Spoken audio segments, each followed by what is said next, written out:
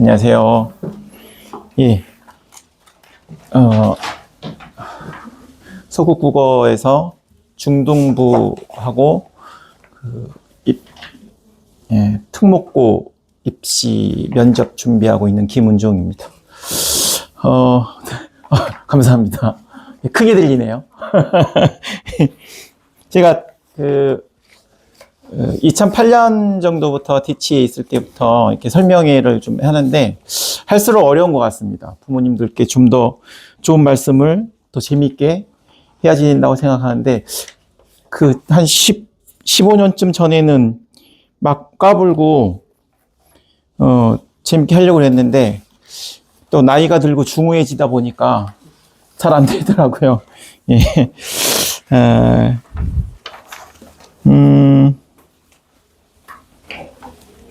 하다 보니까요, 좀 주제 넘는 말씀을 많이 드리는 것 같아요. 우리 학생들의 상태에 대해서나, 특히 청소년들이 공부하기 싫어하는 거에 대해서, 주제 넘게 부모님들께서 이렇게 하셨으면 좋겠다라는 말씀을 좀 많이 드리는데, 그래도 학원밥을 먹는 사람이라고 하더라도, 청소년들을 많이 보고 가르치는 선생님 입장에서 좀 느꼈던 것들이 있다 보니까 좀 그렇게 말씀을 드리는 것 같습니다. 오늘도 좀 예의가 될 것 같고요.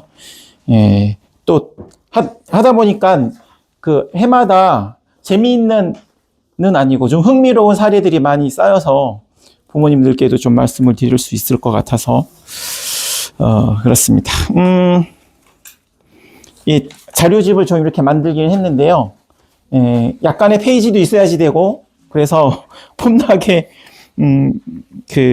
자세하게 설명드릴 수 없고, 그냥 구색 맞추기 위한 것들도 좀 있습니다. 4페이지 보시면, 죄송한데, 저 1학년 올라가니까 지금 초6 있으세요? 예. 중학교 2학년 수업을 하다 보면, 무덤 속에서 하는 것 같은 느낌이거든요. 질문을 해도 말도 안 하고, 그렇긴 한데, 되게 또 어머니들께서도 그러세요. 뭐 손을 이렇게 살짝, 혹시 그럼 특목고를 염두에 두고 계시는 분도 계시나요? 예. 계시겠지만 역시 손을 안 드시는 거죠. 네. 4페이지 보시면, 그냥 임의대로 좀 나눠놨습니다. 극상위권에서부터 하위권까지 나눠놨는데, 우리 아이들이 어떤 상태일까 늘 반성하고 아이들을 점검해야지 되는 의무가 있으시잖아요, 어머니들께서. 그래서 극상위권이라고 하면은 전 과목 95점 이상 정도. 이 웃음의 의미는 걱정하실 게 없다라는 건가? 그런 친구들 사실 중학교에서 성적이 좋은 거는 약간의 가능성이 높아지기는 하지만 고등학교 성적에 그대로 이어지는 경우가 한 절반 이하로 떨어지는 것 같기는 합니다. 물론 특목고를 준비하는 친구들을 보다 보면 저 아이들의 부모님들은 전생에 어떤 덕업을 쌓으셨길래 그런 생각이 들기도 하지만 아이들이 자기의 성적에 대해서 너무 민감하거나 그다음에 미래 비전에 대해서 물론 청소년 때는 꿈을 여러 가지 가지는 거는 특권이라고 생각을 하긴 하지만 어떤 줏대 없이 그럴 때는 좀 자유롭게 생각을 할 수 있는 시간을 주시는 것이 필요하다라고 생각을 하고요. 너무 내신형으로 학교 성적만 신경 쓰는 게 아닌가라는 생각도 좀 해주시면 좋을 것 같습니다. 왜냐하면 어차피 경쟁력은 고등학교에 있어야 되는 거잖아요. 그래서 어느 정도 성적이 나오면 꼭 100점 맞아라 막 이렇게 요구하지 마시고 A만 맞으면 되거든요.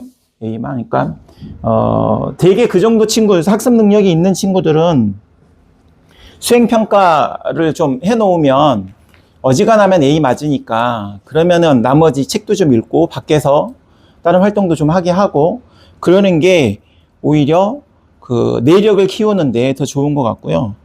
이제 좀 애매해지는 게 최상위권이라고 했는데, 상위권, 최상위권 친구들은, 제가 그 중학생들 내신 준비도 좀 해보면, 좀 죄송한 말씀이지만, 쟤는 공부에 별로 소질이 없는 것 같은데? 라는 생각을 해도, 중학교 국어 점수가 90점 넘기는 그렇게 어려운 편은 아닙니다.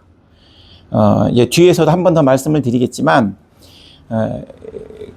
지금 교과서의 내용이 그렇게 어려운 것도 아니고, 그리고 기출문제가 워낙 많이 쏟아져 있잖아요. 그런 거 좀 풀게 되면은, 어지간하면 90점을 맞을 수 학원에서 내주는 과제만 좀 하더라도, 다른 과목들도 그러겠죠.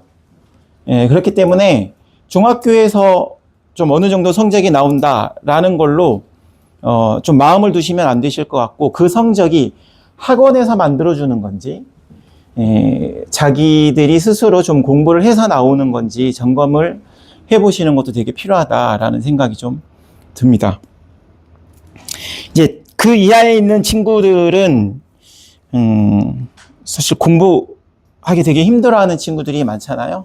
이제 그럴 때가 좀 어려운 것 같은데, 이제 주로 이 방면의 이야기를 오늘 좀 할 수 있을 것 같은데, 좀 얘기를 풀어나가는 면에서 중학교 2학년, 3학년 때가 사실은 인생에서 제일 고민이 많고 인생 살기가 힘들 때가 아닐까라는 생각을 해봤습니다. 요즘에 좀 더 그런 생각, 왜냐하면 상대적이죠. 그러니까 어른이 되어서 근력이 생기면 책상 같은 것도 마음대로 둘 수 있고 아령 가지고 운동도 할 수 있는데, 근육이 붙지 않은 어린아이들에게 이거 옮기거나 아니면은 뭐 아령 운동으로 10회 3세트를 해라라고 하면 그건 감당이 안 되는 거잖아요. 그걸 억지로 시키면은 가장 힘든 상태가 되는 거죠. 그러니까 중학교 2학년, 3학년 친구들은 아직 내력이 없는, 버틸 수 있는 내력이 없는 상태인데, 저희들 어른들의 입장에서 객관적으로 보면은 그 스트레스 별로 안 센 것 같거든요. 그리고 대부분의 부모님들께서는 저는 우리 딸에게, 우리 아들에게 그렇게 공부 스트레스 주지 않아요 라고 말씀을 하시겠지만, 그러나 학생들이 받는 입장에서는 좀 다를 수도 있다. 이 말씀을 왜 드리냐면, 오늘도 그 어머니랑 아는 친구, 제 친구 재수 씨 딸내미가 요즘에 엄청 속을 썩여가지고요. 키도 크고 예쁘장하게 생긴 친구인데, 한 달쯤 전에 갑자기 어머니한테 문자를 보낸 거예요. 나 공부하는 게 너무 힘들어. 그래서 공부를 안 해야 되겠어. 그리고 이제 충격적인 거는, 내가 이렇게 태어난 걸 어떻게 라고 하면서 공부를 안 하겠다고.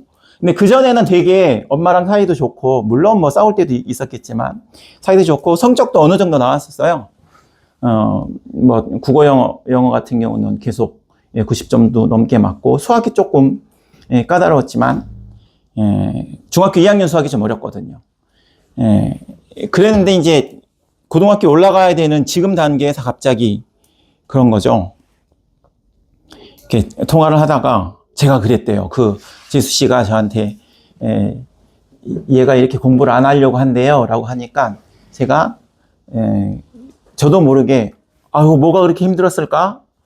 라고 얘기를 했대요. 근데 재수 씨가 그 말이 되게 기억에 남는다고, 엄마도 그렇게 안 했는데, 근데 저는 이제 친구들, 공부하기 힘들어하는 친구들 많이 보기도 하고, 약간 좀 착한 척 하는 게 좀 몸에 배기도 했고, 그래서, 그 친구의 입장, 오죽했으면은 엄마한테 그렇게 힘든 게 얘기를 했을까라는 생각이 들어서, 뭐가 그렇게 힘들었을까? 사실 그런 얘기를 엄마한테 하는 게 쉽지가 않잖아요. 이제 중학교 2학년, 3학년 친구들이 그런 상태가 되는 것이 왜 그런 것 같으냐면, 주체성이 조금씩 확립되어 가는 단계인 거거든요. 그러니까 중학교 1학년까지는 아직 애기들이라서 그냥 아직 동물에 가깝죠. 그래서 본능대로 움직이는데, 이제 2학년이 되면은 전두엽이 발달하면서 이성적인 생각이 논리가 많이 예, 발전이 되기도 하고, 그리고 자기를 보게 되거든요. 자기를 보게 되니까 다른 친구들과의 관계에서도 좀 어려워지기도 하고, 그러면서 스트레스가 쌓이다가 이제 폭발이 될 수도 있어서 예, 여러분, 우리 어머니들의 자녀들도 속에 얼마만큼 예, 고민이 있을지 예, 잘 모르는 상태라서 좀 봐주시면 어떨까. 그리고 이렇게 그 친구도 엄마가 늘 뭐 친하게 지내고는 그러지만 학교 성적 얘기가 나오거나 그럴 때 이게 애들이 느끼거든요. 우리 엄마가 약간 가식적으로 나를 위하는 건지 정말로 성적과 상관없이 나를 있는 그대로 믿는 건지 그거는 되게 차이가 느껴지는 것 같습니다. 그래서 공부를 좀 애매하게 하는 친구들은 오히려 약간 장기간으로 봐주시는 게 좋다는 생각이 듭니다. 어차피 자기들이 마음 먹고 공부하게 되면요 금방 따라가거든요. 더군다나 학원 시스템이 잘 되어 있어서 학생들이 공부하기로 딱 마음만 먹으면 금방 따라갈 수 있습니다. 확실히. 예, 이제 문제는 학원을 다니긴 하지만 생각 없이 그냥 학원만 다니는 친구들은 성적이 오를 수가 없겠죠. 근데 대개는 부모님들의 요구라든지 아니면 기본적으로 자기들도 공부를 해야 된다는 걸 알기 때문에 학원을 안 다니거나 반항을 하거나 그런 생각을 못하고 그냥 버티는 거거든요. 그러면은 공부를 자기가 진짜 공부를 못하는 게 공부하는 척을 하는 거지. 그래서 학생들이 좀 공부 철이 들게끔 도와주실 필요가 있을 것 같다라는 말씀을 드리고요. 중학교 공부 얘기를 했으니까 우리 맨 뒤로 가서요. 17페이지. 아까 말씀드렸잖아요. 중학교 국어는 90점 넘기가 그렇게 어렵지 않습니다. 왜냐하면 암기 과목이거든요. 중학교 국어는 그냥 우리가 생각하는 국영수 주요 과목의 성격이 중학교 국어는 안 들어갑니다. 영어 수학은 중학교 영어 수학에서도 그런 성격이 좀 있죠. 주요 과목이라는 거는 암기할 게 없다라는 게 아니라 암기할 게 너무 많아서 시험 기간 단기간에 암기로 성적이 안 나온다라는 얘기죠. 영어 수학은 중학교 2, 3학년만 되더라도 해야 될 게 너무 많아서 기본적으로 쌓아야 될 게. 그래서 시험 기간의 준비로는 힘듭니다. 근데 국어는 가능해요. 별로 할 게 없는 편입니다. 그런데 고등학교 문제는 좀 다릅니다. 제가 그 문제를 비교할 수 있도록 예시를 좀 들어놨는데요. 발문은 그렇게 차이가 나지 않아요. 뭐 적절한 것을 찾으라고 그러고 그러는데 지문에서 차이가 있습니다. 17페이지는 중학교 건데요. 일가라는 소설 하나만 대개는 대개는 그렇습니다. 대개는 뭐 안 그런 것도 있지만 대개는 하나에 대해서, 그리고 요거는 교과서에 나오는 거죠. 교과서에 나오는 거에 대해서 내용 다 하고 주제가 뭔지 다 알고 기출문제도 저희들도 한 단원당 150문제 정도씩 풀거든요. 그럼 문제가 다 비슷비슷합니다. 그러면 시험지를 보면은 다 비슷한 문제고 답이 손들고 있어요. 그러니까 순식간에 풀 수 있는데, 고등학교 문제는 요거 이제 뭐 성북고 문제 몇 년 전 건데, 일단 교과서 것도 있겠지만 지문에 교과서 외 지문이 반 이상 나옵니다. 그렇게 되면은 그 순간 그 짧은 시간 안에 판단을 해야지 돼요. 그러니까 대부분의 문제가 모르는 문제라고 봐야지 되는 거죠. 그러니까 수능으로 보면은 조금 더 생각을 하실 수가 있는데, 영어나 수학 같은 경우는 이게 다 모른다라고 하면은 큰일 나거든요.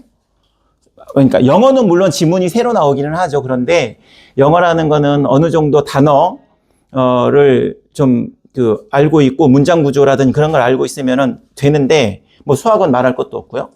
근데 국어는 완전 새로운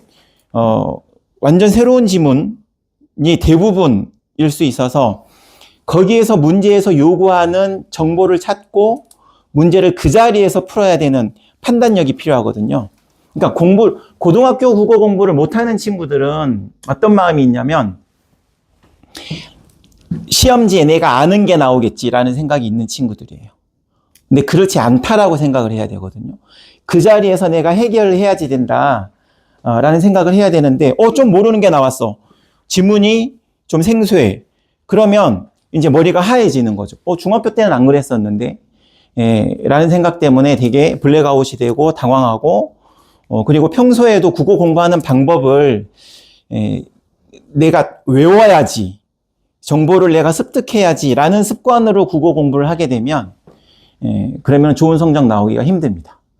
그러니까 물론 문제집이라든지 풀 때 주어진 지문이 있긴 있겠지만, 이 지문을 내가 익혀야지라는 것보다 이런 지문이 나왔을 때 내가 어떻게 풀어나가야지라는 기술적인 거를 습득을 하고 연습을 해야 되는데, 그렇지 않게 되면 시험 때 좀 곤란해질 수 있다는 생각이 좀 들거든요.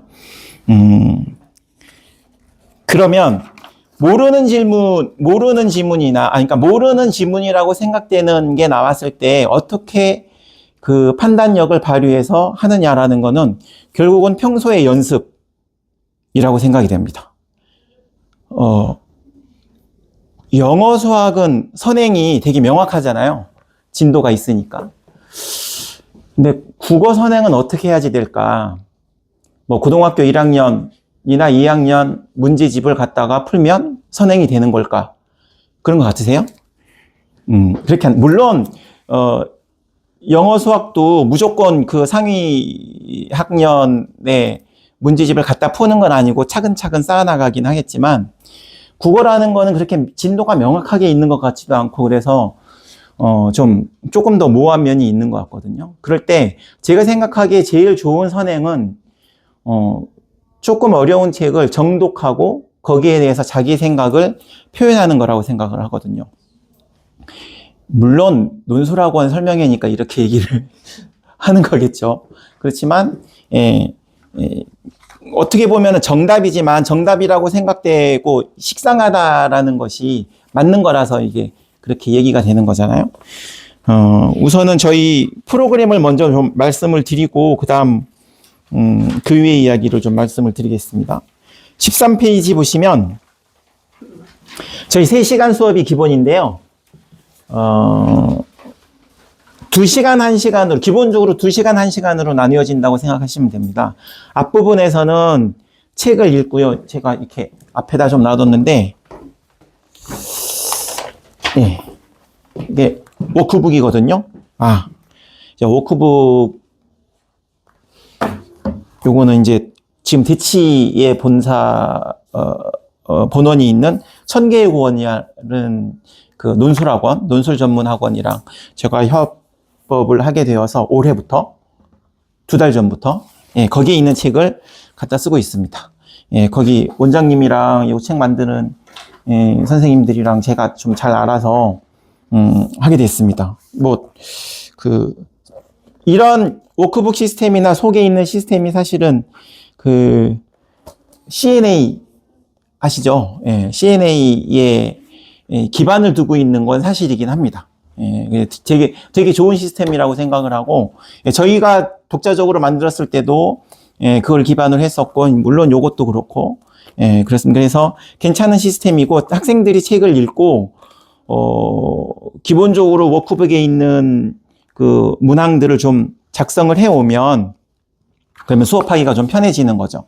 여기 안에 독서 지도처럼 되어 있어서 내용을 다 확인을 하게 되어 있고요. 기본적인 토의 질문들이 있기 때문에 가이드가 되어서 미리 좀 생각해오면 수업 시간에는 좀 부담 없이 얘기를 할 수 있습니다. 그래서 1시간 반 동안 토의 토론, 어휘 테스트랑 토의 토론을 1시간 반 동안 하고요. 그리고 국어 공부를 좀 하게 됩니다. 국어를 문학 감상이라든지 문학 개념이라든지, 그 다음에 비문학이 좀 나오면은 배경 지식 같은 것도 좀 얘기를 해주고요. 그게 이제 1시간 정도 되고, 이제 2시간 반 지났잖아요. 나머지 1시간 동안에 글을 쓰게 됩니다. 글을 보통 한 500자에서 600자 쓰고요. 한 500자 유서 600자 쓰면은 그래도 서본결의 구조는 가지고 있어야지 돼서 글쓰기 연습은 좀 되는 것 같습니다. 그래서 그 첨삭은 반드시 하고 가고요. 첨삭이 보통 한 친구, 그러니까 500자, 600자 하면은 첨삭하는데 시간이 많이 걸리진 않고, 첨삭을 어떻게 하는지 궁금해 하실 수도 있는데, 주로 내용적인 거, 논리적인 구조에 대해서 많이 합니다. 그러니까 문장, 막 이렇게 빨간, 막 이렇게, 이거는 철자가 잘못되어서 뭐 띄어쓰기 뭐 이런 거는 할 필요가 없어. 쓰다 보면 그건 저절로, 성장하는 거고, 중요한 거는, 대개는 주장 끓이기 때문에 주장의 순서, 그 다음에 논거가, 자기 주장에 합당한지 그런 거에 대해서 질문을 하면서, 얘기를 하게 되거든요. 그러니까, 저 이제 첨삭, 공부를 할 때, 제일 안 좋은 거는, 이거는, 이거는 좀 이상해. 아니면은, 논리적이지 않아. 라고 끝내버리는 경우는, 되게 혼나고, 욕을 먹었거든요. 선생님들 입장에서 훈련할 때. 그러니까 학생들에게 지적을 한다면 반드시 대안을 얘기를 해줘야지 돼요. 어떤 만약에 논거가 모자란다, 논거가 맞지 않다라고 하면은 논리적인 논거가 무엇인지 얘기를 해줄 수 있어야지 되고, 좀 외람되지만 그거는 훈련이 좀 필요하기도 하고 경험도 좀 필요한 것 같습니다. 그래서 제가 이제 그 CNA 처음에 들어가가지고 공부를 했거든요. 3개월 동안 어떤 학원에 있었더라도 3개월 동안 책 읽고 토론하고 첨삭하는 연습을 하고 그걸 한 다음에 이제 수업을 받거든요. 이제 벌써 그게 15년이 넘었네요. 예. 그래서 학생들이 글을 쓴 다음에 짧은 시간이긴 하지만 왜냐하면 7, 8명을 30분 내에 글 쓰고 첨삭을 하고 하기 때문에 긴 시간을 하지 못하지만 그래도 좀 경험이 좀 있다 보니까 빠르게 그 논거의 합리성이라든지 뭐 창의성이라든지 이런 거에 대해서 좀 얘기는 해줄 수 있는 것 같습니다.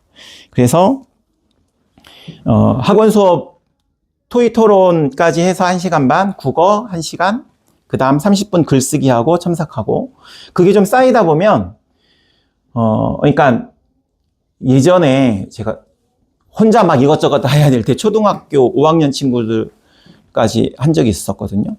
근데 이제 초등학교 5학년 친구들이 글을 잘 써봤자 얼마나 잘 쓰겠어요.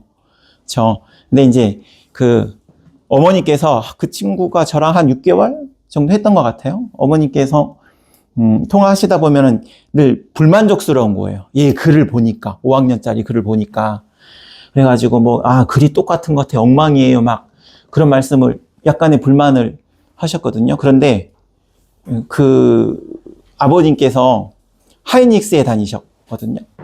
그래서 하이닉스에서 전 그 초등학생 대상으로 해가지고 글짓기 대회를 했나 봐요.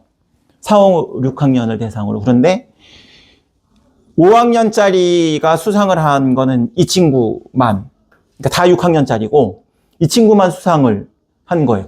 어머니의 눈에 보기에는 이거 형편없는 글인데, 그래서 저는 이제 그 통화를 할 때도 괜찮게 쓰는 편입니다 했는데 안 믿어주시는 거죠.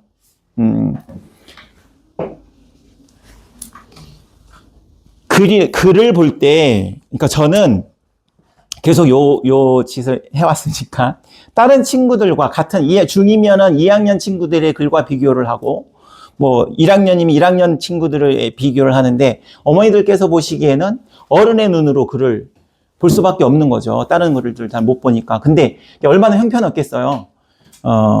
하지만, 다른 친구들, 그러니까 그래도 일주일에 한 번씩 500자, 600자 글을 쓰다 보면 어머니들 눈에는 형편없지만 글이 늘게 됩니다.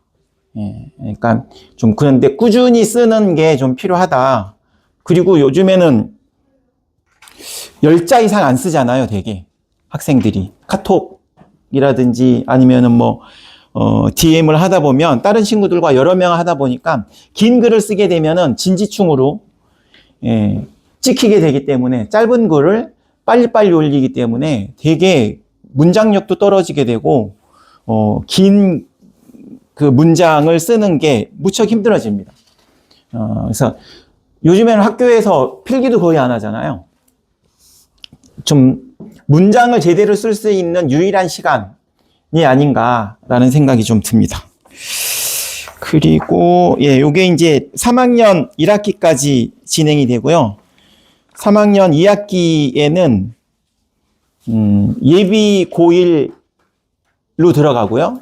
일부는 그다음에 일부는 특목고 입시 준비로 가서 이제 13페이지 보시면 한 4개월 동안 특목고 입시 준비를 좀 하게 됩니다. 그 수업을 어떻게 할지가 좀 궁금하실 것 같아서 제가 여기에서 작년부터 설명회를 하면서 학생들이랑 하는 토의 토론을 좀 그 시뮬레이션으로 어머니들이랑 좀 하고 있거든요.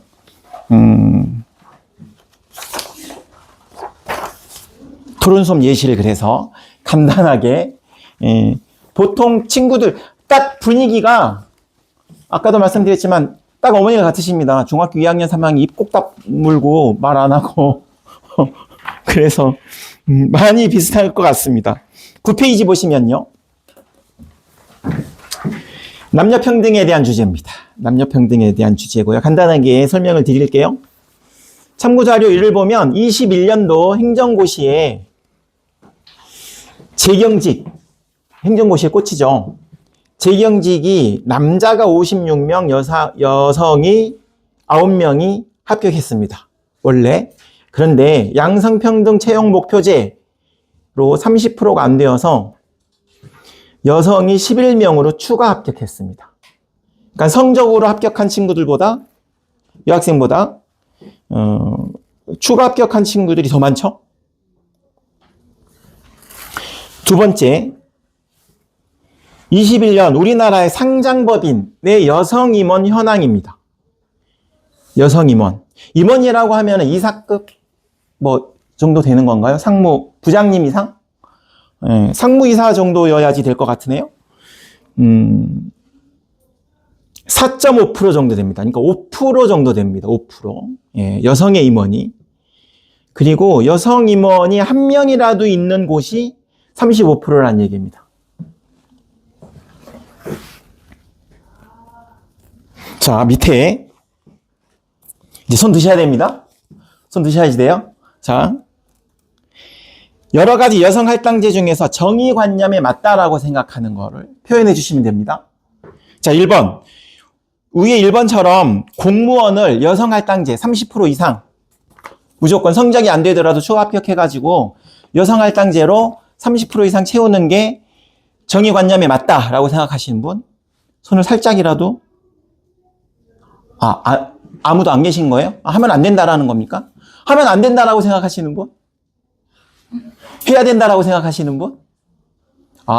이렇게 죄송합니다만은 집에 있는 이거 되게 말씀드리기 죄송한데 집에서 만약에 바퀴벌레 한 마리를 보면은 500마리가 숨어 있는 거라면서요? 네, 그렇답니다. 한 3분이 손 드셨으니까 나머지는 그런 걸 대변한다고 해야 될까요? 하면 안 된다라는 게 저 일반적이신 건가 봐요. 두 번째, 요 대기업, 상장법인. 대기업의 5%는 너무한 거 아니냐. 20%, 30%로 올려야지 된다. 라고 생각하시는 분? 안 계세요? 올리면 안 된다. 인가요? 네. 마음속으로 생각하고 계시죠? 네. 진짜 수업하는 것 같습니다. 우리나라 국회의원이 여성이 17%인가 18%인가 되는 걸로 알고 있거든요. 그리고 그 17%, 18%의 국회의원의 80% 이상은 저기서 나왔습니다. 전국구 비례대표. 왜냐하면 비례대표는 연속해서 같은 성이 될 수 없거든요. 무조건 남녀가 돼야지 됩니다. 우리나라 지금 비례대표가 총 46명이니까, 그러니까 23명 이상, 입니다. 무조건 비례대표로. 그리고 대부분의 정당에서는 비례대표 1번은 여성이거든요. 그러니까 만약에 3명만 된다 그러면은, 비례대표로 여성이 2명, 남성이 1명, 이렇게 되어서, 23명이 아니라 한 25, 6명이 여성이 되겠죠. 그리고 전국, 지역구에서 된 분은 한 10명 정도? 네, 이렇게 되어 있는 것 같습니다. 국회의원도 여성 할당제로 좀 해야지 된다. 네. 이런 인위적인 여성 할당제가 정의롭지 않다라고 생각하시는 게 좀 일반적이신 건가요? 학생들도 많이 그러더라고요. 예, 이걸 왜 하느냐? 남자친구들은 아무 말도 안 하다가도 이런 얘기하면 막 째려보고 그래. 이걸 왜 해야 되냐고. 예? 그러면 밑에 있는 질문을 같이 보실까요? 여성은 사회적 지위를 성취하려는 욕심이 남성보다 현저히 적다. 여성은 사회에서 성공하려는 것보다 그냥 아들, 딸 기르는 게 내 천직이야. 내 역할이야 라고 생각하는 사람들이 훨씬 더 많다. 아니면 그게 일반적이다. 동의하십니까? 약간의 분노가 느껴집니다. 이 말을 하면은. 아니신가요? 여성의 사회적 능력은 남성보다 현저히 적다. 사회적 능력. 사교성도 없고, 뭔가 일을 해야지 될 때 밤늦게까지 막 자발적으로 남아서, 예, 막 이 가는 소리도 들리는 것 같고요. 3번도 좀 비슷하네요. 4번 볼까요? 여성의 지적 능력은 남성보다 현저히 열등하다. 동의되십니까? 동의 안 되시나요? 사교성은 남성보다 약하다. 사회생활 하면서. 1번이랑 좀 비슷한가요? 네. 네. 부정적으로 써놨습니다. 네, 그렇습니다. 아니요, 그거 아니라고 하면 되는 거죠, 그러니까. 아니라고 반대하시면 되는 거예요. 대부분 반대이신 거죠? 네. 네. 할 수가 없죠. 도저히. 맞습니다. 그러니까 밑에 있는 항목은, 이건 도저히, 여성뿐만 아니라 남자친구들도 이거 보면, 이건 너무한 거 아니야? 라는 생각을 합니다. 그렇죠? 밑에 있는 게, 보세요. 밑에 있는 게 안 맞는다라고 하면, 위에 있는 참고 자료가 거짓말이어야 되지 않습니까? 그렇지 않나요? 남성과 갖고 있는 네. 원하는 게 달라서 원하는 게 다르다라고 하면은 그러면은 1번이겠네요? 1번이죠?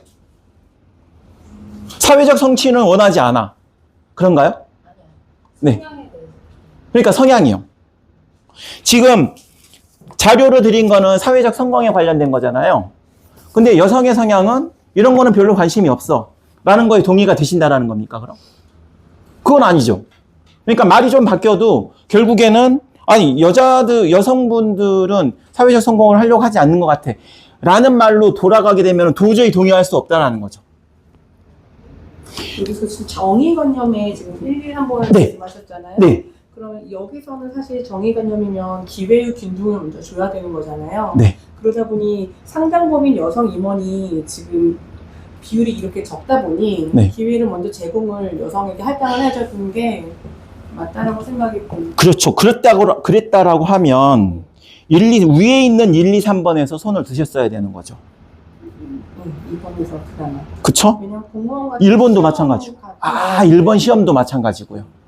그러니까 1, 2, 3번이 만약에 정의관념이 안 맞다. 이런 거를 왜 하는 거야? 남자들에게 역차별 아니야? 아니면은 죄송합니다만 여성이 공부를 못하고 그 다음에 능력이 없어서 대기업 임원이 못 된 건데 왜 이거를 억지로 여성 할당제를 해야지 돼? 라고 얘기를 한다라고 하면 그런 생각이 있다라고 하면 밑에 있는 1, 2, 3, 4, 5 중에서도 맞는 게 있어야 되는 거죠. 위에 있는 거랑 아래에 있는 거랑 말이 안 맞는다라는 거죠. 그렇지 않습니까? 그런데 현실은 참고자료에서 나오는 것 같아요. 행정고시에서 여성은 6분의 1. 6분의 1이 안 되죠. 실력으로. 상장법인은 여성의 임원을 그러면은, 상장법인에서는 여러 가지 이야기가 나와요. 원래, 친구들이 막 이런 얘기해요. 원래 이 대기업에 들어가는 여성의 수가 원래 몇 %인가요? 이런 얘기부터 굉장히 이건 논리적으로 생각하는 거죠. 30%가 안 될까요? 처음 들어가는 친구들이? 처음 들어가는 30% 넘을걸요? 그렇겠죠? 이후에 지속된 이후에 좁아. 그러면 왜 좁아지는 거냐라는 거죠. 승진의 기회를 왜 여성들은, 아니, 만약에 1, 2, 3, 4, 5번 갔다라고 한다면, 그러면은 승진도 비슷하게 해야 될 거 아니에요. 1, 2, 3, 4, 5번이 적용이 안 된다라고 하면. 그러니까, 여기에서 뭐라는 말이 딱 들어가야지 위에 있는 현상이 설명이 된다라는 거예요. 사회 구조적인 그렇죠. 아주 쉽게 말하면은 남녀 차별이 굉장히 강하다라는 거죠. 근데 학생들에게 우리나라의 남녀 평등 또는 남녀 차별은 심각한 것 같으냐 아니면 어느 정도인 것 같으냐라고 하면 학생들이 어떻게 생각할까요? 별로 심각하게 문제 되지 않는다라고 생각합니다. 오히려 이대남 같은 친구들은 오히려 남성들이 역차별을 받고 있다까지도 생각을 하기도 하죠. 제가 페미니스트인적인 척 하는 건 아니고 그냥 현상적으로 말씀을 드리는 겁니다. 처음에 이제 우리 어머니들한테는 안 했는데 우리나라의 남녀 평등 정도는 어느 정도야 라고 점수를 하라고 그러면은 다 평균 이상 뭐 이 정도면 괜찮은 거 아닌가요? 라고 다 얘기를 하거든요. 근데 참고 자료 1과 2 같은 경우를 보면 심각한 거죠. 참고 자료 1과 2가 납득이 되려면 맨 밑에 있는 여성의 능력이 남성보다 열등해야 되는 거죠. 그렇지 않다라고 한다면 그러면 그 사이에는 뭐가 들어가야지 설명이 되느냐? 남녀 차별이 들어가야지 설명이 된다라는 겁니다.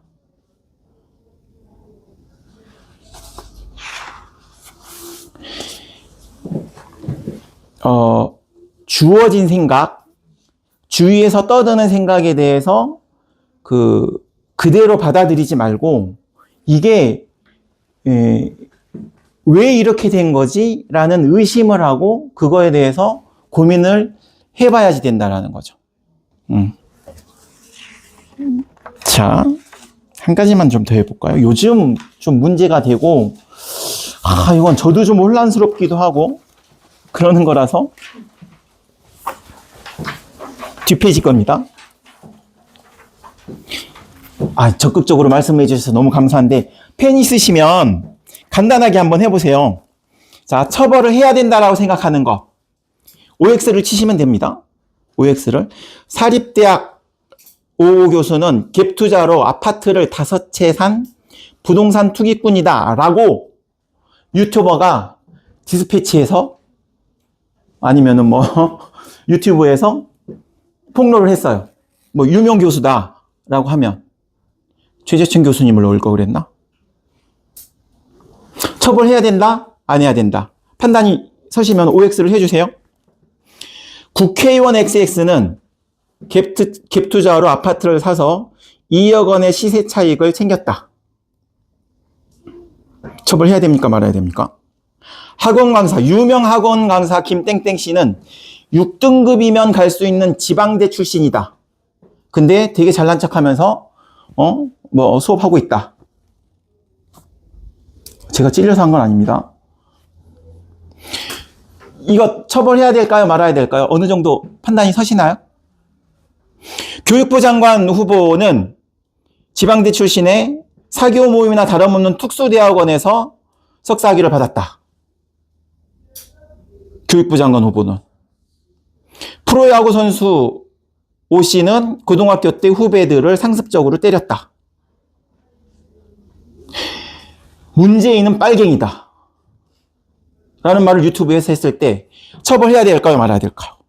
이재명은 조폭 두목으로 대장동 비리로 500억 원을 편취했다. 배우 조진웅은 소년법상 처벌을 받았다. 판단이 잘 안 서십니까? 우리 몇 개만 가지고 특별한 거 몇 개만 가지고 할까요? 3번 학원 강사 6등급이면 갈 수 있는 지방대 출신이다 라고 유튜브에서 폭로를 했습니다. 처벌해야 될까요? 말아야 될까요? 처벌해야 된다. 할 필요 없다. 처벌할 필요 없다. 네. 문재인은 빨갱이다 라는 말에서 처벌해야 된다. 처벌할 필요 없다. 네, 요 반반이네요. 이재명은 조폭 두목이고 대장동 비리로 500억을 편취했다. 처벌해야 된다. 손. 아니 뭐 이게 정치적 성향을 여쭙는 거 아닙니다. 처벌할 필요 없다. 배우 조진웅 요즘 되게 문제되죠. 소년법상 처벌을 받은 적이 있다. 처벌해야 된다. 처벌할 필요 없다. 기준이 뭘까요? 기준에 대해서 좀 말씀해 주실 분 계시나요? 거짓이냐 아니냐. 문재인은 빨갱이다라는 건 거짓입니까 아닙니까? 그렇죠. 먼저 이제 어르신들이라 먼저 사실 판단이냐 가치 판단이냐라는 걸 먼저 구분해야 됩니다. 먼저. 그러면 가치 판단에 관련된 거는 6번밖에 없네요. 정치인에 대한 가치 판단은 그것이 매우 부적절한 표현이라 하더라도 처벌하지 않는 게 대법원 판례입니다. 대법원 판례라고 해서 옳다라는 건 아니에요. 예? 대법원이 그렇게 판례를 냈다라는 것도 사실에 불과한 거고 그것이 잘못됐다라고 하면은 비판을 할 수가 있습니다.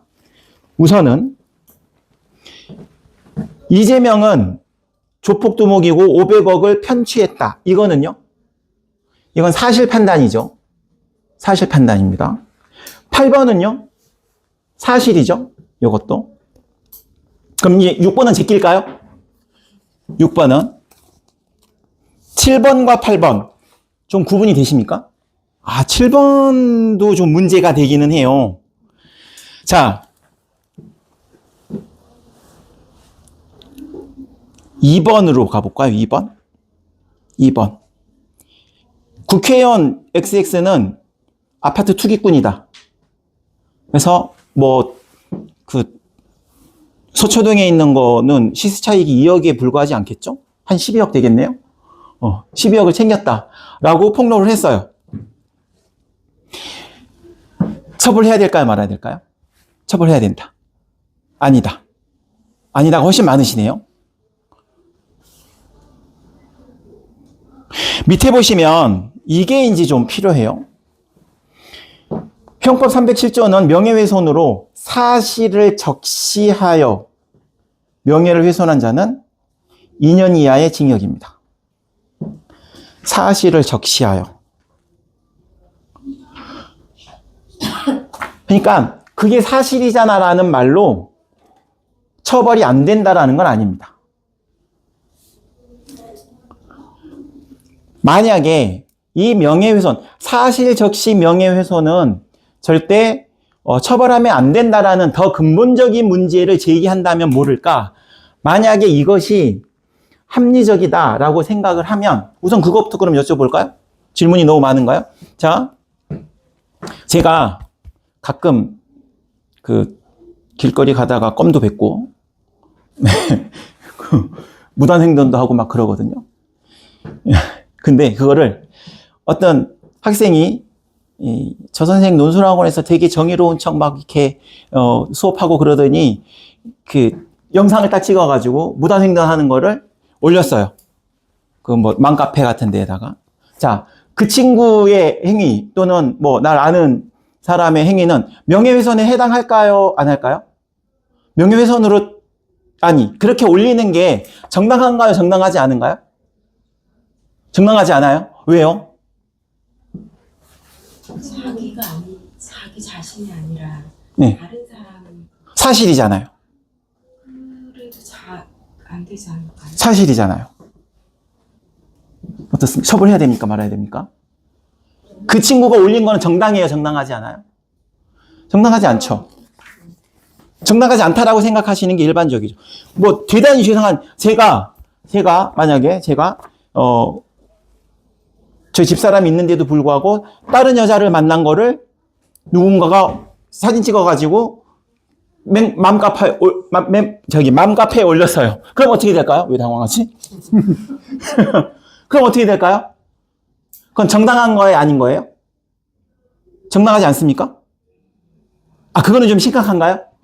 심각한 문제라서? 무단횡단이랑 다르다? 네. 그것들이, 만약에 그런 것들이 괜찮다라고 하면 명예훼손죄는 사문화되는 거죠. 그리고 사생활보호라는 거는 의미가 없어지는 거겠죠. 사생활보호는요, 제가 착하게 살고, 아주 바람직하게만 살아요. 그럼 사생활보호에 필요가 있을까요? 없어요. 사생활보호가 필요하다라는 건, 그건 다, 문명사회에서는 다 동의가 되는 거잖아요.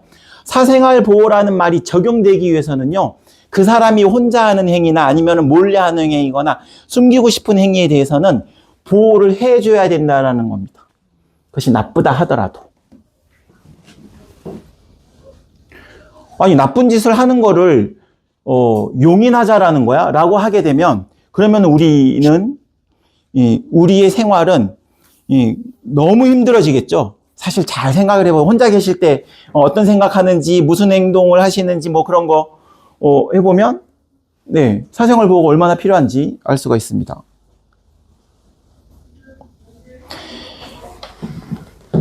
저는 예전에 이선균 배우랑, 조진웅 배우랑 했을 때, 아니면은 프로야구 선수들이, 아니면 배우나 이런 사람들이, 물론 그건 절대 안 되는 거긴 하지만, 음주운전으로 완전히 까발려지고, 지금 또 누구죠? 그 배우?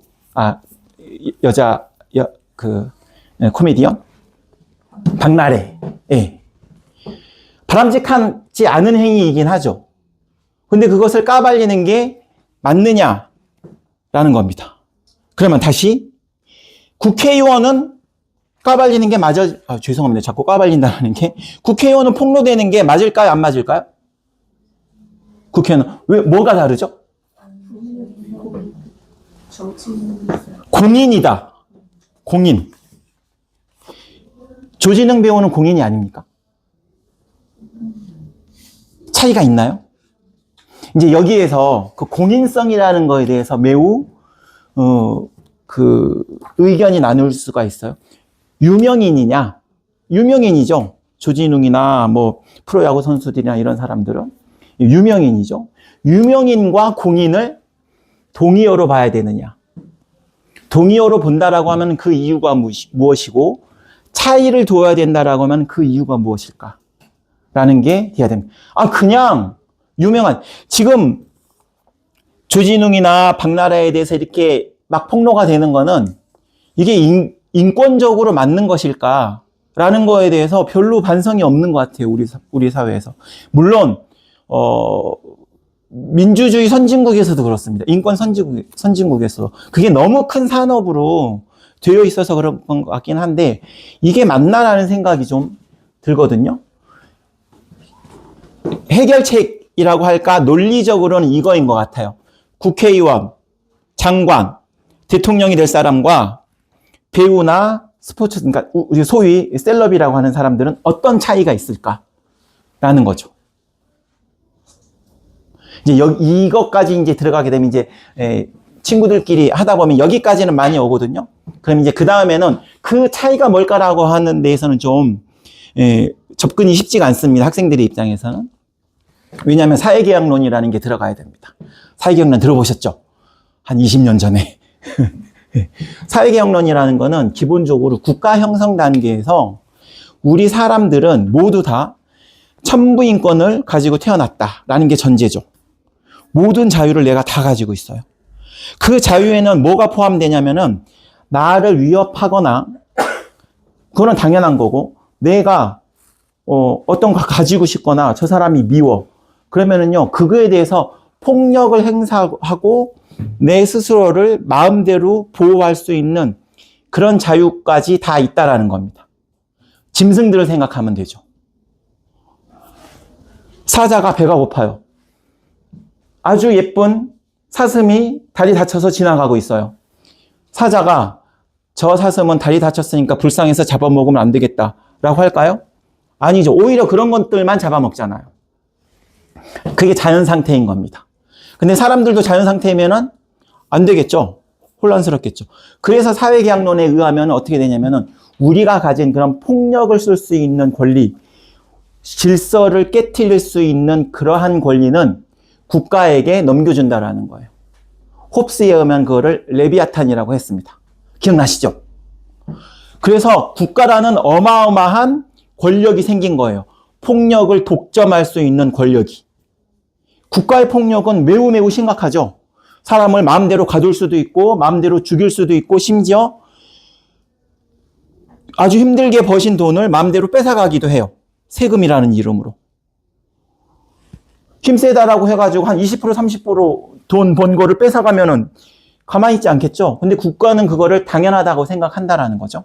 무슨 말이냐? 사회계약론에 의하면 우리 인간은, 우리 자연인은 내가 가지고 있는 가장 소중한 자유 중에 일부를 국가에게 넘겨준다라는 거예요. 그것이 더 안전할 수 있으니까. 근데 그 권리를 누가 행사하고 있습니까? 국가는 실체가 없잖아요. 그럼 그 국가를 대신해서 행동하는 게 누구예요? 공무원이고 정치인인 거죠. 나의 가장 소중한 권리를 그 정치인이 나 대신 행사하는 거예요. 입법으로, 정책으로. 그럼 그 사람이 어떤 정책을 수립하느냐라는 게 직접적으로 저에게 영향을 미치는 거잖아요. 그럼 그 사람이 평소에 어떤 생각을 하고 사생활이라는 건 그 사람이 어떤 인격을 형성해 가는 과정이잖아요.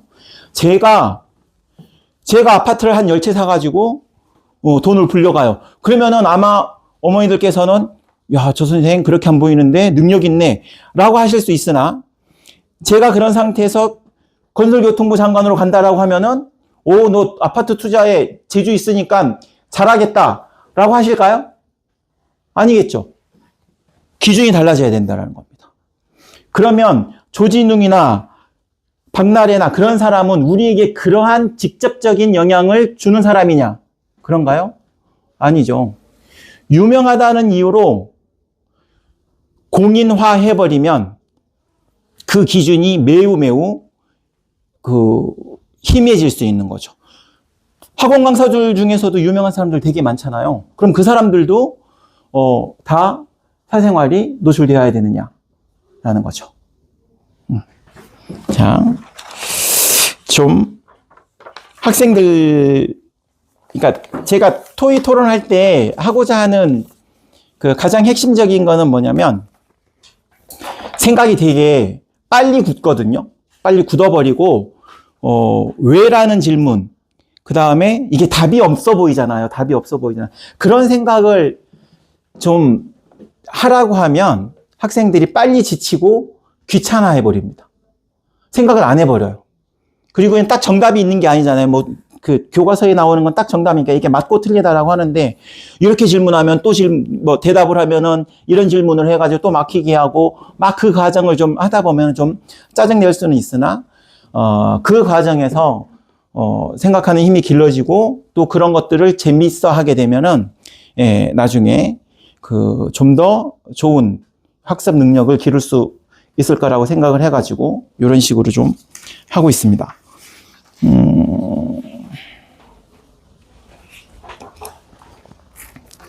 7페이지 잠깐만 좀 봐주실래요? 7페이지.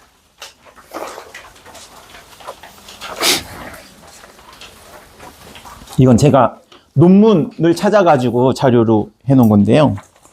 7페이지 앞에 보시면 제일 먼저 청소년들의 늦잠은 생물적 명령이다. 중학교 2학년, 3학년 되기 시작하면 늦잠 자는 애들, 잠을 못 이기는 친구들이 좀 있습니다. 여학생들이 특히 더 그러는 것 같기도 하고, 근데 이거는요, 생물학적인 명령이랍니다. 이게 당연한 거예요. 의지의 문제나 게으르거나 공부를 하기 싫어서가 아니라 너무나 당연한 거예요. 근데 제가 이거를 맨 앞에 써놓은 이유는 우리 어머니들께서 학생들의 성장 단계에 따른 학생들의 변화나 대응이 좀 달라져야지 되지 않을까라는 것 때문에 좀 올려놨고요. 뒤에 있는 내용은 그냥 그림으로 보시면 좋습니다. 8페이지. 이게 시냅스거든요. 시냅스. 기억이 정확한지 모르겠지만 우리 뇌세포가 200억 개? 그러니까 뇌세포와 이게 요 손바닥을 뇌세포라고 생각을 하시면 머리가 좋다라는 얘기는 이 뇌세포와 이 뇌세포가 연결이 잘 되어 있는 거거든요. 뇌세포와 뇌세포가. 그럼 이 연결이 뭐냐? 시냅스예요. 거기에 막 이렇게 잔가지처럼 되어 있는 거 있잖아요. 가운데에 좀 진하게 되어 있는 게 뇌세포고요. 그 다음에 잔가지로 되어 있는 게 시냅스. 즉, 세포와 세포를 연결해주는 통로라고 생각하면 되는데, 시냅스가 제일 많을 때가 5살, 6살 때입니다. 그러면 그때가 제일 머리가 좋은 거냐? 그건 아니고, 이렇게 온갖 한마디로 말하면 엄청 산만할 때예요. 온 게 다, 모든 게 다 궁금하고 막 말을 하고 그런 때입니다. 그래서 한 10살 정도가 지나가기 시작하면은 이 잔가지들이 정리가 돼요. 물론, 이게 이제 위에서 보시면 맨 처음에 되는 것들이, 이게 기본적인 인지에 관련된 거, 시각, 청각, 후각 이런 것들, 감각 정보. 그래서 14살쯤 되면 이제 진짜 중요한 가지치기가 되거든요. 시냅스에 대한 가지치기가 되는데, 이 시냅스가 튼튼하게 연결되면 그 부분에서는 뇌 활동이 활발하다라는 거예요. 이때쯤, 그러니까 한 10살에서부터 시냅스 정리가 될 때 가장 신경 써야지 되고 가장 많이 남아야 되는 시냅스가 당연히 뭐라고 생각하세요? 인간에게 인간다운 시냅스가 남아야 되겠죠? 그게 뭐냐면은 논리력? 아니면은 이성적 사고에 관련된 거일 거 아니에요? 그런데 스마트폰에 의해서 이게 먼저 제거가 돼 버립니다. 무슨 말이냐면 스마트폰을 보게 되면은요, 어렸을 때부터 스마트폰 보잖아요. 스마트폰 보면 영상이라든지 그런 거에 의해서 뭐만 나면 즉각적인 시각과 청각에 대한 즉각적인, 그러니까 동물적 감각만 계속 강화가 되는 거예요. 근데 어차피 남아야 되는 시냅스는 양이 한계가 있기 때문에 그런 직접적인 시각, 청각에 관련 감각 정보가 많이 남으면 뭐가 없어질 수밖에 없을까요? 추론력, 사고력이 떨어지는 거예요. 그래서 15살, 16살쯤 되면 생각을 해야지 되는 공부를 하게 되면 이제 머리가 지끈거리기 시작해요. 얘네들은 해야 된다는 건 알아요. 해야 되는. 그런데 남아있는 힘이 너무 약한 거예요. 시냅스가. 너무 약한 거죠. 그러니까 청각, 후각, 청각이나 시각에 관련이 이렇게 튼튼하게 묶여 있는데 이성에 관련된, 사고력에 관련된 거는 이슬락말락한 거죠. 정리가 되어버려서. 근데 이거를 쓰려고 하니까 힘든 거예요. 약해지고 짜증나고. 드라마 좋아하십니까? 드라마 보실 때 진짜 재밌어요. 그러면 엄청 몰두해가지고 엄청 머리를 많이 쓸까요? 아닙니다. 드라마나 아니면은 프로야구, 스포츠나 이런 거 재미있게 보면은요, 인상 쓰면서 이렇게 보느냐? 아닐걸요? 턱이 떨어져요. 대부분 그렇지 않습니까? 멍하니 보게 된다는 거는 사고가 정지되는 거예요. 그냥 받아들이기만 하게 되는 겁니다. 받아들이기만. 그것이 더 발전하게 되는 거죠. 정리 단계에서.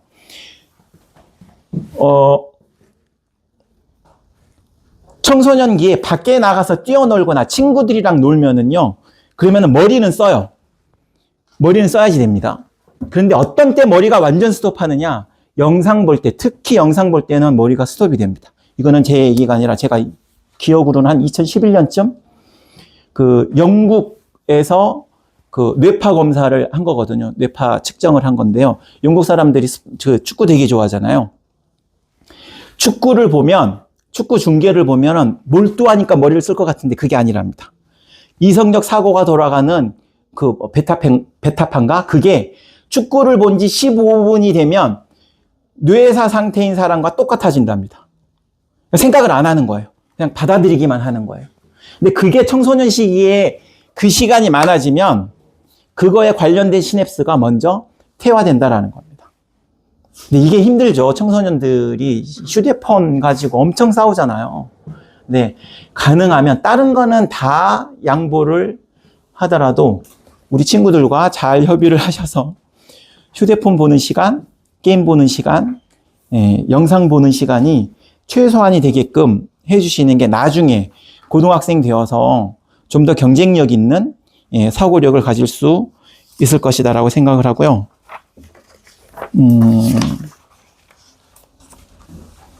제가 학원밥을 먹음에도 불구하고 6페이지 보시면 네, 교육 성공 사례라는 거를 사례를 좀 써놨는데요.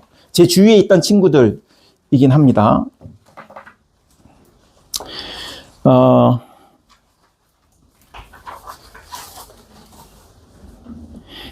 다른 건 다 그만두고 공통적인 게 뭐냐면 여기 지금 그 위에 있는 서울대 그다음에 성균관대 글경 위에 있는 거는 첫째이고 성균관대 글경은 둘째이고 첫째 둘째 다 그렇습니다.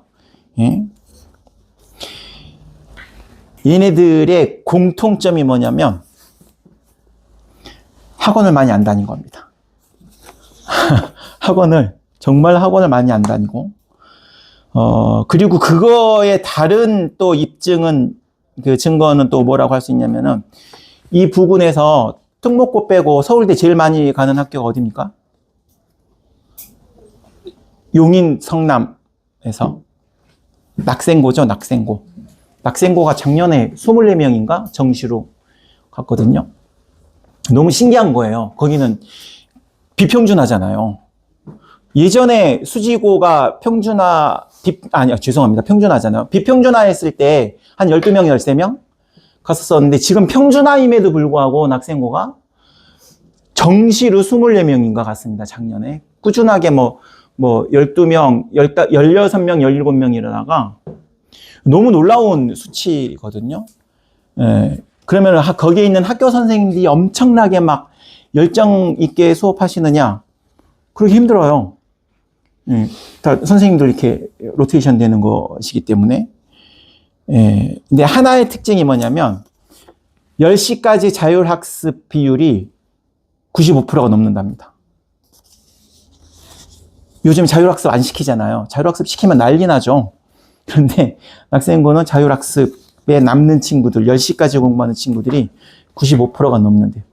그거를 추론을 해보면 학원 다닐 시간이 없다라는 말씀입니다.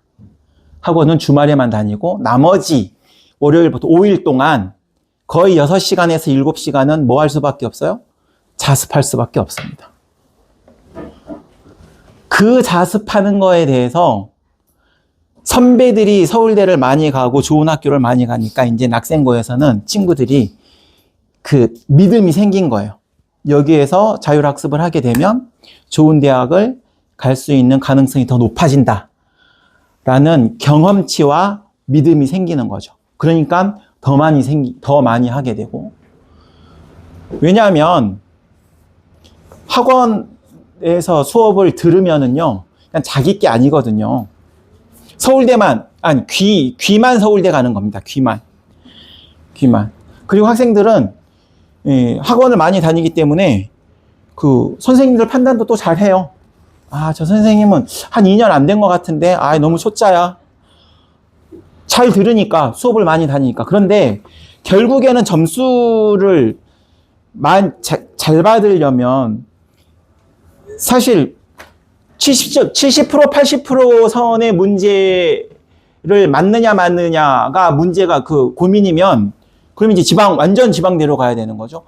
결국의 문제는 소위 킬러 문제라고 하는, 또는 상위권 문제, 변별력이 있는 문제, 세뇌 문제일 거잖아요.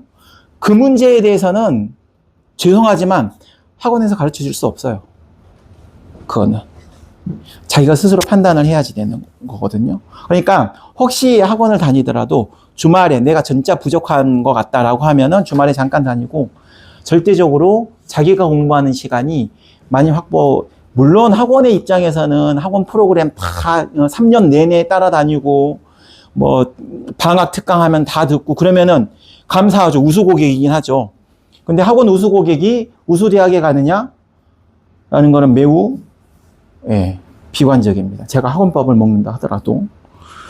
서울대 성균관대 간 친구도, 이 친구는 맨 위에 이 친구는 중학교 때 논술학원은 꾸준하게 했어요. 자랑. 근데 고등학교에 올라가면 이제 논술을 안 하니까, 이 친구가 학원 간 거는 제가 기억하기에 3학년 고3 1학기 말 때쯤 해가지고 지트 수학 학원 한 4개월 정도 간 걸로 확인합니다. 제가 잘 아는 친구거든요. 옆에 있는 성균관대 글경 이 친구는 뭐 동생인데 그것도 안 했어요. 밑에 서강대 고려대에 간 친구도 저랑 그 중학교 때만 이 책 읽는 수업하고, 고등학교 때는 서강대 간 친구는 하나도 안 하고 고려대 간 친구는 마지막에 국어 클리닉을 한 3개월 정도만 했습니다.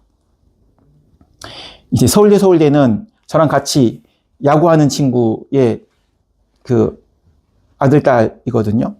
이 친구들은 학원을 진짜 하나도 안 가고 내신으로 다 서울대 경제학과를 둘 다 합격을 했습니다.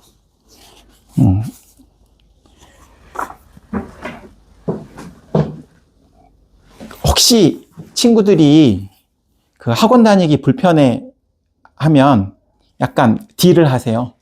딜을. 중학교 때는 그게 가능하다고 생각합니다. 정말 너가 원하고 너가 할 수 있으면 일주일에 책 한 권만 읽고 그거에 대한 500자 독후감만 쓰면 학원 하나도 안 보내줄게 라고 해서 딜이 될 수 있다라고 하면은요, 진짜 학원 하나도 안 보내도 훨씬 남는 장사라고 생각이 됩니다. 그게 더 힘들까요? 친구들한테 학원 다니면서 숙제 억지로 할래, 일주일에 책 한 권씩 읽을래 하면은 좀 달라질 수도 있지 않을까 생각을 하거든요. 그게 안 되니까, 사실 그게 안 되니까 학원이라도 다니면서 책 읽히겠다라고 하고 오신 분들이 많은데, 학원 그만둔 친구들의 80%는 어머니께서 책 읽는 거를 책 읽는 거 감독하기가 너무 힘들고 싸워서 피곤해서 안 되겠습니다 하는 친구들이 많습니다. 그거는 다른 학원까지 다 하니까. 그 중학교 독서 어떻게 해야 되느냐라는 3페이지에 보시면 제가 제일 중요하다고 생각하는 게 5페이지네요. 5페이지. 1번입니다. 1번. 독서 시간표를 안 만들어 놓고 그냥 하잖아요. 그러면은 저희 학원 다닌다 하더라도 토요일, 일요일 수업이잖아요. 금요일 저녁까지 책을 아예 떠들러 보지도 않아요. 읽어야 될 책. 그리고 또 어머니들께서 다 사주시니까 무슨 책인지도 몰라요.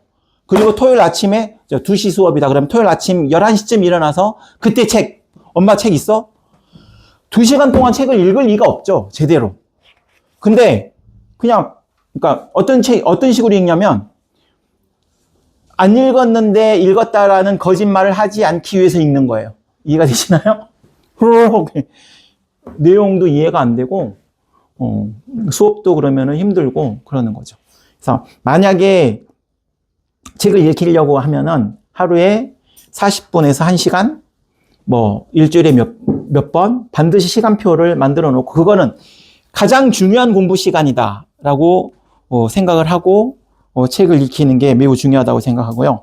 4번, 2학년, 3학년 되면 독서 동아리, 토론 동아리는 무조건 좀 만들으라고 해 놓으시는 게 좋습니다. 왜냐면은 나중에 운이 좋게 우리 친구들이 특목고를 갈 수 있는 성적이 됐어. 그러면 그 자기소개서를 써야 되잖아요. 자기소개서에서 아이템을 제일 쉽게 끌어낼 수 있는 게 토론 동아리입니다. 토론 동아리 했다라는 게 생기부에 쓰여 있으면 토론 동아리에서 이런 토론을 하면서 자기주도 학습을 했다라고 쓸 수도 있고, 그렇기 때문에 예, 이게 제일 좋습니다. 그리고 아까 말씀드린 것처럼 책을 만약에 사실 3주 전에 어떤 친구가 와가지고 그렇게 말씀을 드렸더니 다시는 안 오시네요. 책 읽는 걸 좋아한대요. 중학교 2학년짜리 남자애가. 그래가지고 일주일에 한 권씩 읽으면 학원에 안 보내셔도 됩니다. 한번 아들이랑 잘 얘기해보세요. 그런데 연락이 진짜 안 와요. 어쩔지는 잘 모르겠습니다만. 네, 조금 두서없이 말씀을 드렸는데, 우선 만약에 책을 읽고 저희 학원에 보내주시면 아까 제가 그 토론 수업을 했던 것처럼 학생들에게 질문 많이 하고 생각을 좀 뗄 수 있도록 하는 시간이 그래도 1시간 이상은 된다. 그리고 자기 어떻게든 글 쓰는 거 엄청 싫어하거든요. 어떤 친구가 그랬어요. 야, 이놈의 학원은 논술만 안 쓰게 하면 좀 다닐만 할 것 같아. 이렇게 말하는 친구들이 있는데, 논술학원에 논술을 안 쓰면 어떻게 하겠습니까? 5번 오게 되면은 4번 정도는 글을 씁니다. 그러니까 글을 쓰게 하니까, 글 쓰는 거 연습하게 되면 건 저절로 늘고 첨삭을 해주면서, 이렇게 되고요. 네. 혹시 질문 있으시면 더 궁금하신 거 없으실까요? 워크북은 가시면서 잠깐 이렇게 보셔도 되시고요. 네. 반대 정원이가 8명까지입니다. 네, 8명까지. 6명 넘으면 되게 재밌습니다. 편 나눠서 토론하기도 좋고, 네. 최근 3학년 되는 친구들 이렇게 편 나눠가지고 토론을 해봤더니, 그래도 저랑 수업을 한 5, 6개월 했다고, 아주 얌전한 친구, 진짜 아까 어머니들과 똑같이 손도 안 드는 친구였는데, 토론하니까 그래도 제 할 얘기하고, 그러더라고요. 편 나눠서 많이 합니다. 토론. 이렇게 논술학원은 3명, 그러니까 인원이 적으면 개인적인 터치가 더 많을 것 같아서 더 좋아하실 수도 있는데 그렇진 않습니다. 너무 일방적이 되어서 친구들이 많은 게 10명 안 되면 인원이 좀 있는 게 더 좋은 것 같습니다. 선생님이 얘기하면은요 그냥 받아들이기만 하거든요. 근데 토론할 때 내가 얘기했는데 내 앞에 있는 평소에는 내가 무시하는 애가 내 말에 반박하잖아요. 그럼 이제 얼굴이 빨개지기 시작해요. 그러면서 이제 머리를 막 빨리 돌리죠. 그러면서 발전이 되는 것 같습니다.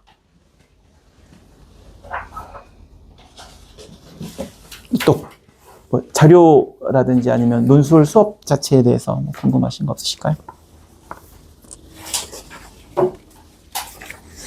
등록고 생각하시는 분 안 계세요? 등록고? 있으실 텐데.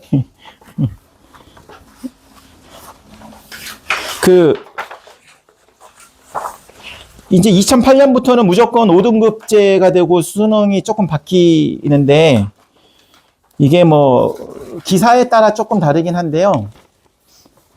특목고를 가는 게, 만약에 기회가 된다라고 하면, 좋은 고등학교를 가는 게, 대입 결과에서 확률적으로는 더 좋아지는 것 같습니다.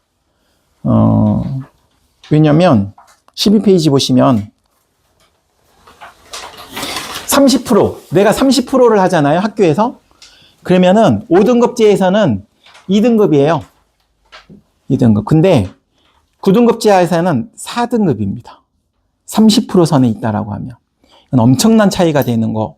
거꾸로 생각하면은 5등급제에서는 내신에 의한 변별력이 매우 떨어지는 겁니다. 점점 수시 또는 그 학교의 내신이 중요해진다라고 분석을 하는 기사들도 있는데, 그렇게 보기 힘든 게, 세특도 예전에는 무한히 막 썼거든요. 근데 지금 과목마다 글자 수 제한이 있죠. 그게 무슨 말이냐면, 학교에서 하는 내신에 관련된 거는 제약이 점점 많아지고 있어요. 그렇기 때문에, 기본적인, 물론 수시의 비율이 크긴 하고, 그거 매우 중요하긴 하지만, 내신의 비율이라는 게 일반고에서는 매우 불리할 수밖에 없습니다. 특목고는 유리해져요. 블라인드이기 때문에. 학교 이름을 모르거든요. 학교 이름을 블라인드 한 게 한 5년 정도 됐는데, 그때부터 최상위권 대학의 특목고 합격 비율이 더 높아졌습니다. 블라인드가 되었다라는 거는 면죄부를 준 거예요. 특목고들에 대해서. 근데 생기부 보면 얘 특목고인지 아닌지 바로 알거든요. 학과목이라든지 세특사항 보면. 그러니까 우리는 블라인드라서 그야말로 학생들의 생기부만 가지고 판단을 했다라는 면죄부가 주어지기 때문에 더 특목고 친구들이 활동이 당연히 많을 수밖에 없고 그런 친구들이 더 많이 뽑힙니다. 네. 그리고요. 되셨나요?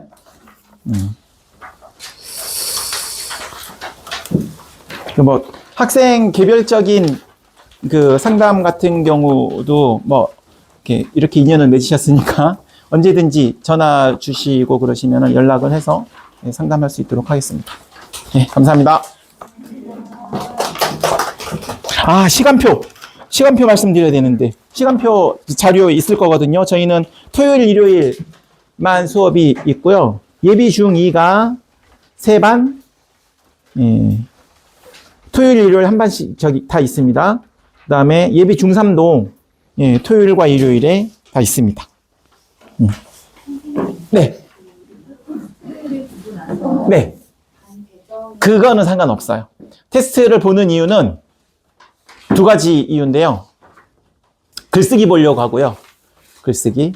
그 다음에 최소한의 의지?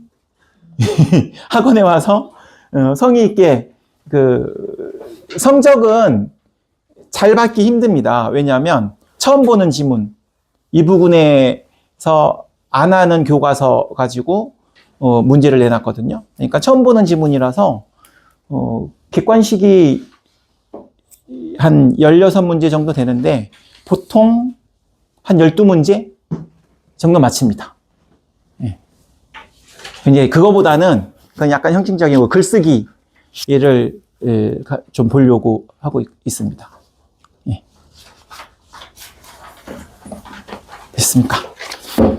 이 늦은 시간에 우리 자녀들이 우리 어머니의 이 수고를 알고 은혜를 갚아야 될 텐데. 네, 감사합니다.